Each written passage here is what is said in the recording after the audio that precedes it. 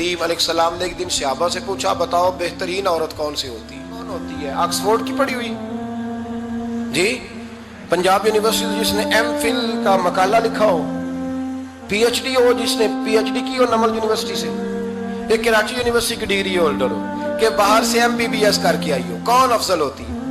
کہ یا جو اچھی گفتگو کرے، نماز پڑھے، عبادت کرے وہ افضل؟ کوئی تو ایسی وجہ ہوگی نا۔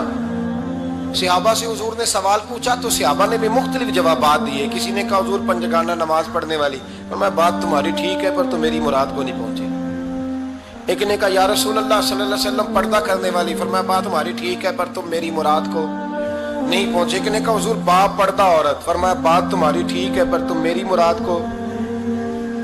حضرت علی کہتے ہیں بیٹھا میں بھی تھا بیچ، لیکن میں بھی مراد کو سمجھ نہیں پا رہا تھا، حالانکہ شہر علم کے دروازے کا نام مولا علی ہے۔ فرماتے ہیں اس وقت اللہ کی حکمت تھی کہ جواب کوئی اور دے، تو حضرت علی کہتے ہیں قد بھی میرا چھوٹا تھا، بیٹھا بھی میں پیچھے تھا، تو تھوڑی گردن اور جھکا کے نا تو میں نکل گیا اور فاطمہ کے حجرے میں پہنچ گیا۔ تو میں نے کہا فاطمہ حضور نے ایک سوال پوچھا ہے تو صحابہ جواب دے رہے ہیں پر حضور کہتے ہیں تم میری مراد کو نہیں پہنچے، ذرا جلدی سے جواب نہیں دیتی؟ تو خاتون جنت ہنس پڑی، فرمانے لگی میں جواب دوں؟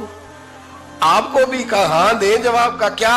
فرمانے لگے بتاؤ سب سے بہترین عورت دنیا کی کون سی، سب سے بہترین؟ تو جناب فاطمہ کہنے لگی سادہ سا جواب تھا، آپ لوگوں کو آیا کیوں نہیں؟ کہا چلو بتاؤ۔ جناب فاطمہ فرمانے لگی دنیا کی سب سے بہترین بیوی وہ ہے جس کو نہ کبھی غیر محرم نے دیکھا ہو، اور اگلے لفظوں پہ غور کرنا، نہ کبھی غیر محرم نے اسے دیکھا ہو اور نہ اس بی بی نے ہی کبھی کو غیر محرم دیکھا ہو۔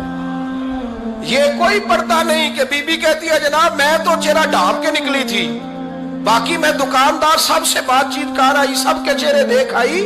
حضرت فاطمہ نے بتایا کہ تیری آنکھوں کا بھی پردہ ہے، اور وہ روایت وہاں الگ موجود ہے کہ حضور نے حضرت عائشہ صدیقہ ام سلمہ سے کہا کہ عبداللہ ابن مکتوم نابینا ہے تو پردہ کرو۔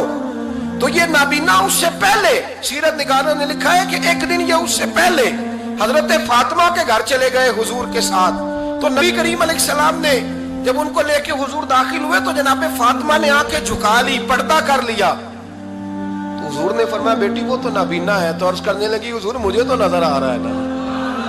یعنی حضور نے جو ازواج کو کہا وہ بات کی، جناب فاطمہ کا جو انداز ہے وہ نرالا ہے۔ تو حضرت علی کہتے ہیں جناب فاطمہ نے جواب دیا کہ بہترین عورت وہ جسے نہ کبھی غیر محرم دیکھا ہو اور نہ غیر محرم نے کبھی، وہ بی بی نے بھی کبھی غیر محرم بندہ نہ دیکھا ہو، دیکھا ہی نہ ہو اس نے۔ یہ پوائنٹ ذرا مشکل ہے، سمجھنے والا ہے۔ تو حضرت علی کہتے ہیں میں وہاں سے گردن جھکائی اور بیچ آ کے بیٹھ گیا، بات ابھی جاری تھی۔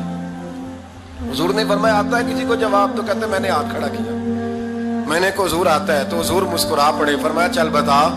میں نے عرض کی حضور بہترین عورت وہ ہے کہ نہ کبھی اسے غیر محرم نے دیکھا ہو نہ اس نے کبھی غیر محرم دیکھا ہو۔